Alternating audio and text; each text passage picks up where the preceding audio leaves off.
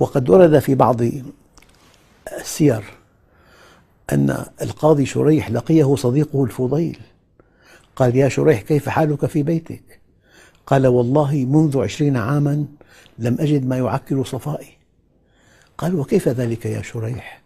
قال: خطبت امرأة من أسرة صالحة، فلما كان يوم الزفاف وجدت صلاحا وكمالا، فصليت ركعتين شكرا لله على نعمة زوجتي الصالحة، فلما سلمت من صلاتي وجدت زوجتي تصلي بصلاتي وتسلم بسلامي وتشكر شكري، فلما خلا البيت من الأهل والأحباب دنوت منها يوم عرسه، فقالت لي: على رسلك يا أبا أمية، ثم قامت وخطبت.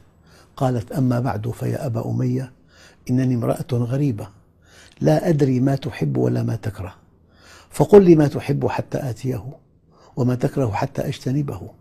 ويا أبا أمية، لقد كان لك من نساء قومك من هي كفء لك، وكان لي من رجال قومي من هو كفء لي، ولكن كنت لك زوجة على كتاب الله وسنة رسوله ليقضي الله أمرا كان مفعولا، فاتق الله في، وامتثل قوله تعالى: إمساك بمعروف أو تسريح بإحسان.